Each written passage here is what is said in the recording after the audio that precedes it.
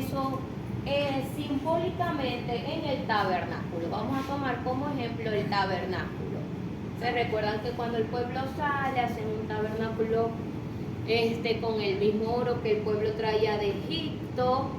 Y Dios le da esa orden a Moisés, construir un tabernáculo. Eso es algo más o menos para que ustedes sepan cómo estaba organizado el tabernáculo. Los atrios, primero había como que un cercado. Ese cuadro que ustedes ven allí, esa línea, ese rectángulo. Ese rectángulo era el cerco, como decir, la cerca de su casa, los bajariques de su casa, algo así. Tenía una puerta por donde obviamente se pasaba, ¿verdad? Y ahí el atrio era decir el patio, lo que ustedes le dicen a su casa el patio.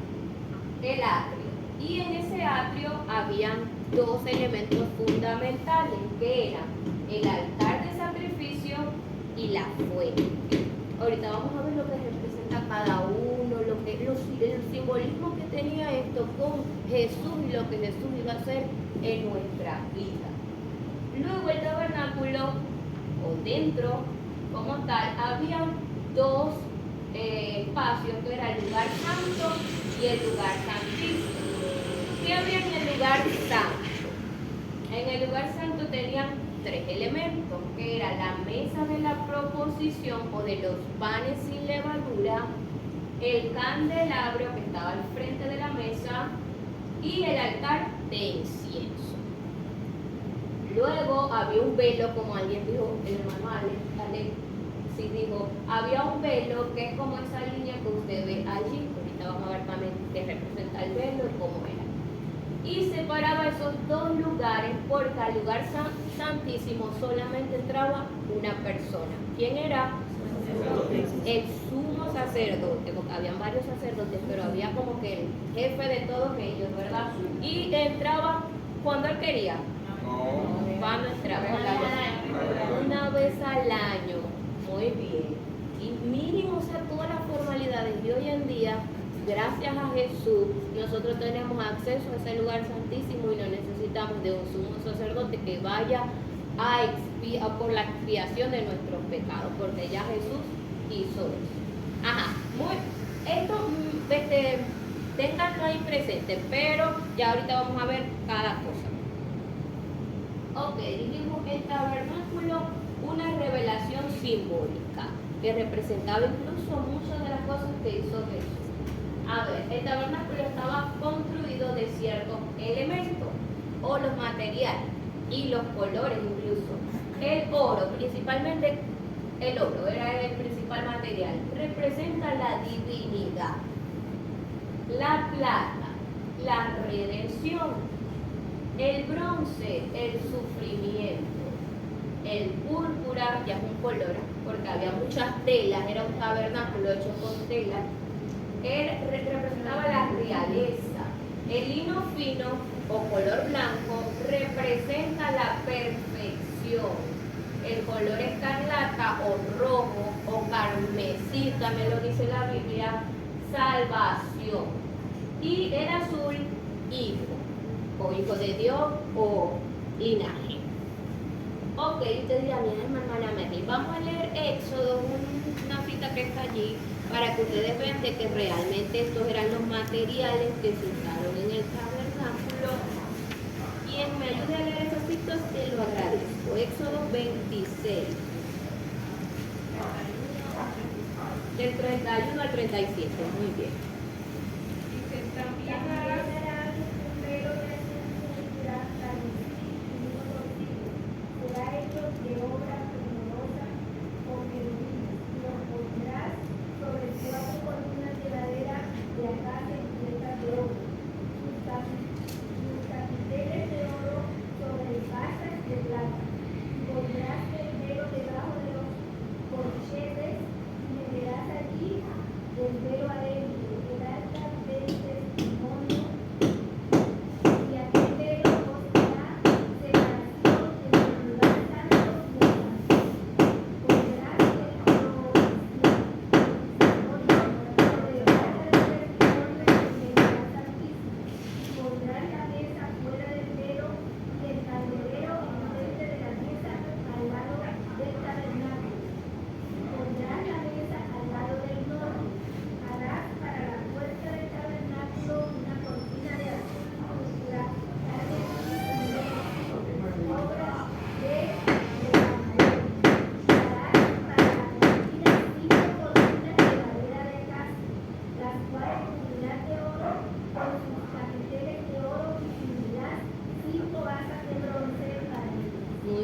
Ahí vieron oro, plata, bronce y los colores, incluso de las telas. Todo esto fue una orden de Dios. No se hizo así porque Moisés quiso hacerlo así. Era una orden directa de Dios. Y miren, cuando Dios da orden o cuando Dios nos da una instrucción, es porque Dios sabe lo que está haciendo. Dios sabía lo que iba a representar cada cosa, lo que estaba simbolizando cada cosa. Es por eso que nosotros no podemos hacer nada bajo nuestra dirección. A mí me parece que el azul con el púrpura no combina. ¿Por qué no, Moisés, le metemos, no sé, amarillo a eso? Y a veces uno es así, hermano, se pone creativo, aun cuando sabemos que hay una dirección del cielo. Pero dice la palabra que Moisés hizo todo tal cual el Señor se lo ordenó. Porque representaba algo. Hermano, y ya vamos a ver. En el interior del tabernáculo dijimos, ¿cuál es el interior? El patio, el atrio, muy bien. ¿Qué había allí? Dos cosas principales. ¿Cuáles son? No por orden, porque la fuente, vos entrabas y no estaba la fuente. El altar del sacrificio o el altar de bronce y después la fuente. En ese orden. ¿Quién nos puede leer Éxodo 38 del 1 al 8?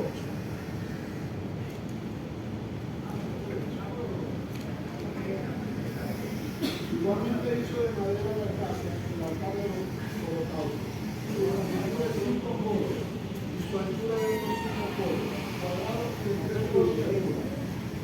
E hizo sus cuernos a sus 4 esquinas, los cuales eran de la misma pieza y los cubrió de bronce. Hizo asimismo todos los utensilios del altar, talleros, tenazas, tazones, garfios y palos. Todos sus utensilios los hizo de bronce. Hizo para el altar un rejado de bronce de obra de rejilla, que puso por debajo de sus cercos hasta la mitad del altar. También fundió 4 anillos a los 4 extremos del enredado de bronce para meter las varas. E hizo las varas de madera de acacia y las cubrió de bronce, un eje de bronce y su base de bronce, de los espejos de las mujeres que velaban a la puerta del tabernáculo de reunión. Muy bien, gracias, amado. Ajá. ¿Qué dijimos que representa el bronce? Muy bien, sufrimiento, sacrificio. Entonces, miren cómo ustedes a mi alma, hermana, usted está loca, ¿dónde sacó eso? El bronce dijo que es sufrimiento. ¿De qué material estaba hecho el altar de sacrificio? De bronce. De bronce. Muy bien. Porque si el altar, miren cómo Dios todo lo hace perfecto y todo tenía un simbolismo. Era hecho de bronce porque en el altar de sacrificio obviamente había un sufrimiento, ¿verdad que sí? Se tenía que matar, era el lugar donde se mataba el animalito o el cordero, se degollaba y ahí la sangre era derramada. ¿Esto les parece a ustedes a la cruz, al lugar donde toda la sangre fue derramada, el sufrimiento de Jesús, el sacrificio de Jesús, ¿verdad que sí? ¿Le costó al Señor Jesús? Sí, sufrió allí por nosotros.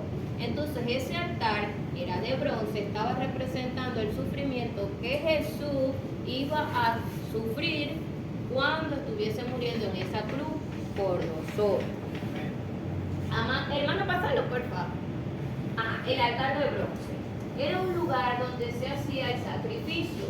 Allí se derramaba la sangre del cordero. Era donde se presentaba la ofrenda y donde moría el animal sacrificado. Miren, es cuando se muere, y esto ya no es una muerte física, sino cuando nosotros morimos al yo, a mi carne, al viejo hombre, cuando llegamos a la presencia del Señor, ¿verdad? Que se nos permite ir a la siguiente estación, por decirlo así, que es la fuente. Es decir, que en el altar de sacrificio antes se sacrificaba un animal, pero hoy en día ya Jesús hizo ese sacrificio único, muy bien. Ya no hay que sacrificar animales, ya no hay que pedirle a un cura, a un hombre, interceda por mí, ya Cristo lo hizo. Pero ¿qué nos toca a nosotros? Morir a nuestro yo.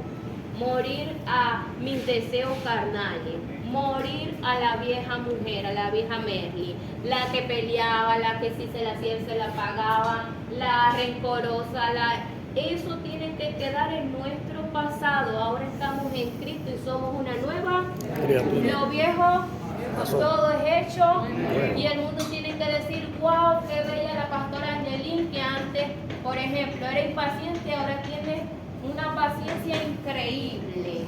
El mundo tiene que ver lo que Cristo hizo en nosotros. Si yo era una amargada, frustrada, y ahora estoy en Cristo, se tiene que morir la amargura, se tiene que morir esa frustración, y ahora yo tengo que mostrar el amor de Dios en mi vida. Amén. Amén. Muy bien. Ahora, cuando morimos a nuestro yo, cuando le entregamos nuestra vida al Señor y decimos, ya no vivo yo, ahora vive Cristo en mí, yo paso a la fuente. ¿Y qué representa la fuente? Purificación, limpieza. En la fuente, eso era como una vasija en donde ahí había agua, y los sacerdotes se tenían que lavar sus manos, sus pies, para poder pasar al lugar santo. Si no se lavaban, no podían ir al lugar santo. Miren, la palabra del Señor dice, el que cree en mí, como lo dice la Escritura, de su interior correrán ríos de agua viva. Y ese río, esa agua representa el Espíritu Santo de Dios, que nos es dado cuando nosotros aceptamos a Jesús. El Espíritu viene a morar en mi vida, y el Espíritu me empieza a purificar, me empieza a revelar, me empieza a dar discernimiento de espíritu, y me empieza a decir, Merlin, ya esa faldita no te la podéis poner. Viene el Espíritu Santo y me dice, ya esas palabras las tenéis que sacar de tu boca. Me empiezo a lavar en la fuente. Amén. Y eso es lo que el Señor quiere, amado, porque muchas veces tenemos años en el Evangelio, pero no hemos pasado de ese altar de sacrificio, y no le hemos permitido al Espíritu Santo que nos guíe, y no nos hemos sumergido en esa fuente para que nos quite toda la impureza que traíamos del mundo. Y es cuando muchos dicen, no, pero ese es cristiano y tiene 20 años en la iglesia, pero igualito trata mal a los vecinos, igualito todos los días escucho pleito en esa casa, igualito dice DM pa'lante, y entonces es que no se ha lavado en esa fuente. Entonces tenemos que permitirle al Espíritu Santo que nos guíe y nos purifique. Amén. Allí, el lugar santo, cuando el sacerdote se lavaba. ¿Qué le dijo Jesús a Pedro? ¿Quién me dice? Cuando le estaba lavando los pies a sus discípulos, y Pedro dijo, tú no me vas a lavar los pies. No, tú eres el maestro. ¿Cómo me vas a lavar los pies a mí? Y el Señor, ¿qué le dijo el Señor a Pedro? Si no te lavo los pies, no tendrás parte conmigo. Si no te lavo los pies, no tendrás parte conmigo. Miren la importancia de estar limpio. Lo estaba diciendo Jesús. Jesús estaba diciendo, yo soy esa fuente, ¿verdad? Yo soy esa fuente allá en el tabernáculo. Yo soy hoy esa fuente que los tengo que lavar. Y si tú no te dejas lavar, no vas a entrar al lugar santo. Tienes que dejarte lavar. Así nos dice el Señor también. Tenemos que dejarnos lavar. ¿Y qué le dijo Pedro? Bueno, no me lavéis los pies, lávame la cabeza, las manos, echame un bañito completo, porque quiero sumergirme en tu presencia. Quiero tener parte contigo. Amén. Entonces nos vamos a sumergir, le vamos a permitir al Señor que nos lave. Amén. Gloria a Dios. Ahora, en el lugar santo, habían tres cosas. Primero, la mesa de los panes de la proposición, o los panes sin levadura. ¿Qué representa esto, hermana Mary? Coloquen por aquí porque no lo escribí, era mucha información. Santificación y provisión. Dice los panes sin levadura. ¿Y la levadura? ¿Qué le dijo Jesús a los discípulos acerca de la levadura? Guardaban la levadura de los Fariseos. ¿Y qué representaba la levadura? Pecado, hipocresía, ¿verdad que sí? Entonces el Señor les estaba diciendo, ustedes tienen que santificarse, tienen que dejar el pecado. Pero también representa provisión. ¿Por qué? Porque en esa mesa habían 12 panes, 6 y 6. ¿Y qué representaban esos 12 panes? Las 12 tribus. Las 12 tribus representaban. Ok, no importa, le metiste la lógica, ¿verdad que sí? Ok. ¿Y quién quita que los 12 discípulos podían representar a las 12 tribus, verdad? Entonces, no importa, pueden participar, aquí aprenden. Y si no era así, bueno, lo corregimos. Ok, 6 y 6 eran las 12 tribus de Israel. Y esos panes estaban representando el cuidado que Dios tenía para cada una de sus tribus. La dependencia que tenían de Dios, que Dios era su proveedor. ¿Y qué dijo Jesús? Él es el pan de vida, ¿verdad que sí? Ustedes están viendo cómo todo tiene relación con el Señor. Él es nuestro pan. Él dijo, el maná que allá fue derramado, ¿verdad? Ahora Jesucristo, ese maná que fue entregado para saciar nuestras vidas. Amén. Ok.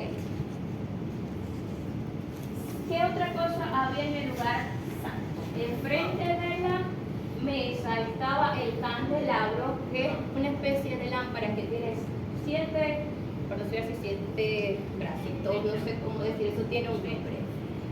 7 mechas, dice Emily, bueno, como 7 mechas, 7 bracitos. Y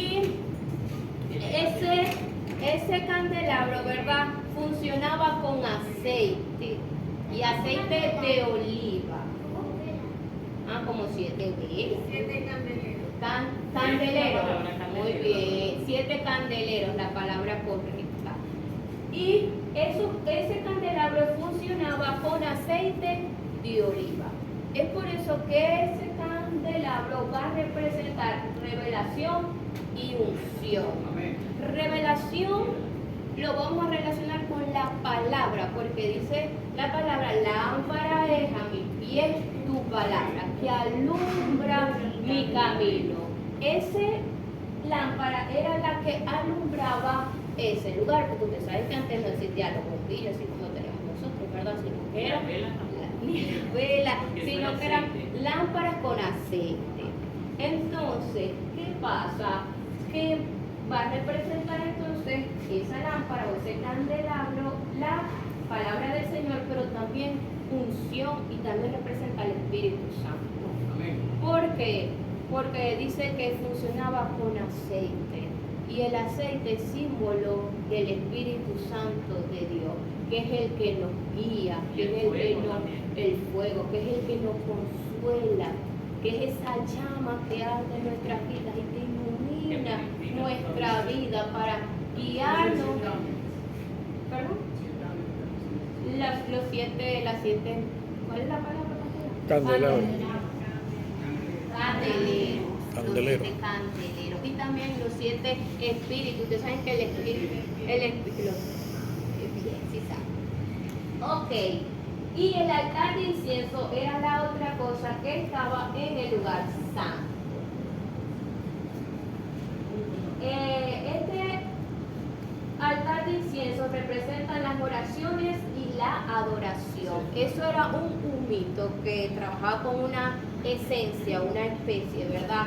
Que era de un olor agradable, pero si usted la comía, era muy amarga.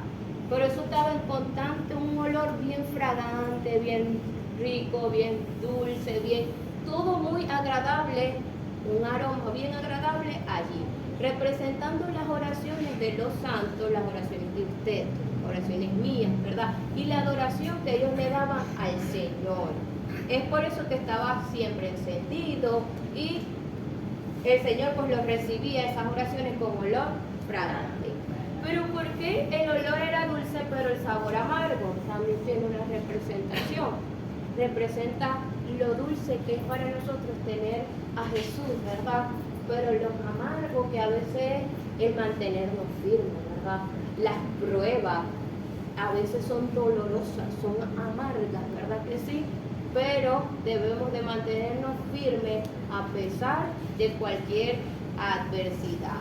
Porque Jesús nos dijo que todo iba a ser color de rosa, ¿verdad que no? Entonces, todo esto estaba hecho de oro. ¿Y qué era lo que representa el oro? La divinidad. ¿Cómo? Divinidad. Ah, yo escuché divinidad por ahí, yo ya va. Divinidad. Y miren cómo esto representa, estaba hecho de oro. ¿Por qué? Porque ya ahí no había sufrimiento. En la mesa era una mesa de provisión, no es de sufrimiento. Es de que Dios en su divinidad nos va a proveer. Ahí estaba representando el Espíritu Santo, esa lámpara y la palabra. ¿Eso es sufrimiento? No, eso es revelación, eso es divinidad. Eso es cuidado de Dios para nosotros, alumbramiento de Dios a nuestras vidas. El altar de incienso está en las oraciones, está la adoración a Dios. Y estaba hecho también de oro, que representa, mis oraciones son hechas al Dios divino, al Dios real, no a un Dios falso. Amén. El velo, el famoso velo. Está el lugar santo aquí y el lugar santísimo aquí. No había bloque, había un velo. Y vamos a leerlo. El velo separaba el lugar santo del lugar santísimo.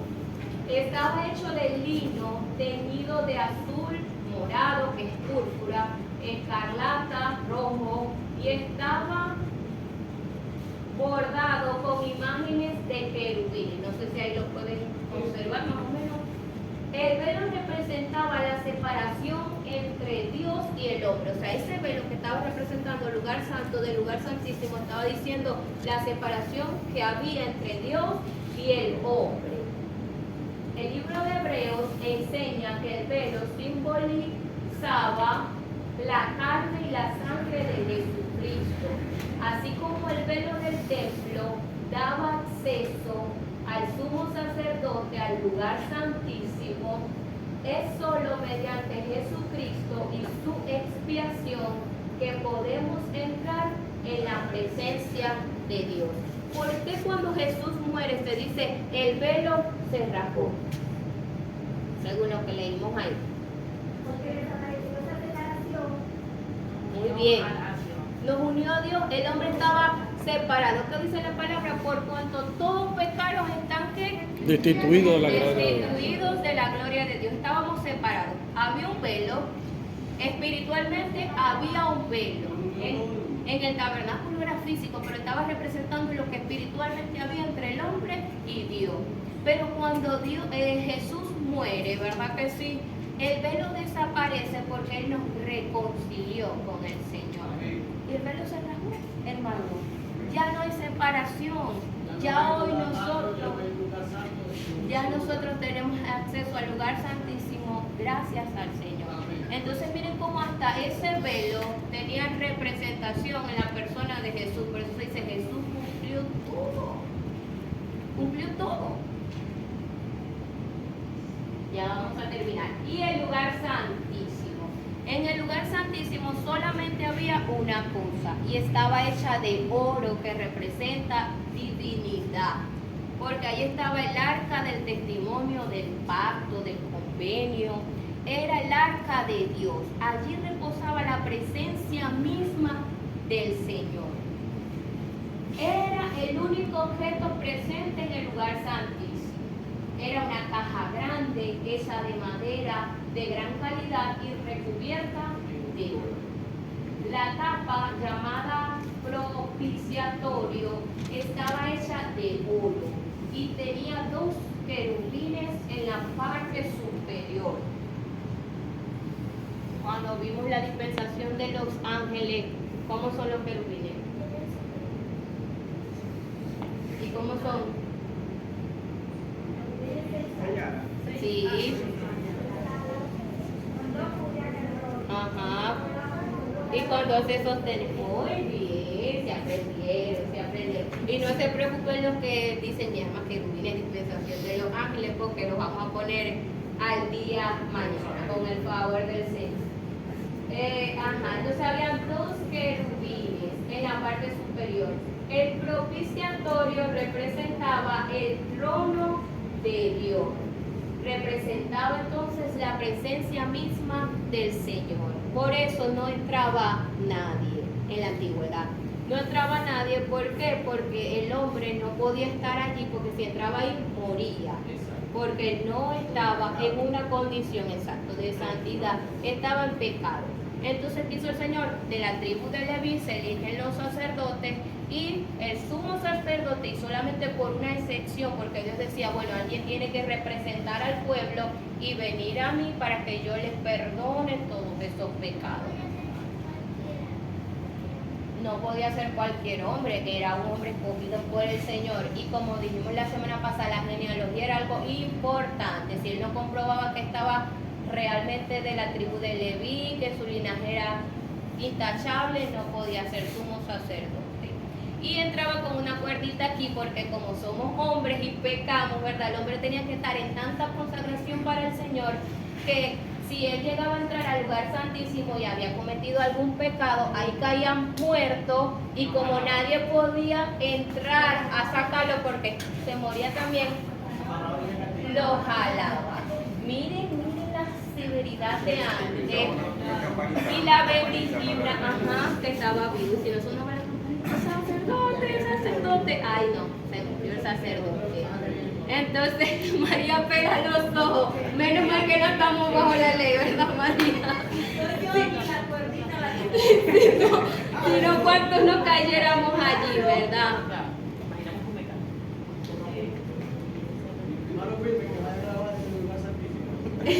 Y si el hermano Wilmer no estaba bien, ahí quedaba con el teléfono ahí. Bueno, miren, esta clase la vamos a dejar hasta aquí. Con Jesucristo es el cumplimiento de toda la Escritura. A ver, podemos comprobar, ¿verdad? Con esto que vimos o experimentar, ¿verdad? Que el tabernáculo, incluso el tabernáculo, o sea, por dar un ejemplo, porque miren, cosas que podemos hablar de que era Jesús, de que Jesucristo fue el cumplimiento, como le decía, el maná, cuando envió el maná, representaba la venida del Señor Jesucristo. Y así tantas cosas, o cuando el pueblo en Egipto pintó en sus casas con sangre de cordero y la muerte no llegó, representaba la sangre que Jesús iba a derramar, ¿verdad? Que la muerte ni el pecado, nada nos iba a poder tocar. Y así vemos en la Escritura muchas cosas, y son la persona de Jesucristo simbolizando esas cosas, la persona de Jesús. Entonces, el tabernáculo, que fue el ejemplo que quise tomar, ¿verdad?, tiene completa relación y simbología con Jesús y con nosotros, su iglesia. Solamente fue para demostrar de que Jesús es el cumplimiento de la ley. Todas esas cosas, el tabernáculo y muchas cosas que ocurrieron en el tiempo de la ley, se cumplieron en la persona de Jesús. Por eso los fariseos, cuando decían, este incumple la ley y este incumple la ley, qué locura estaban diciendo esos fariseos si Jesús estaba dándole cumplimiento total a la ley. Entonces, bueno, hasta aquí esta clase. La semana que viene vamos a empezar con el nacimiento de Jesús. Y eso le corresponde al grupo 1. ¿Cómo vemos eso?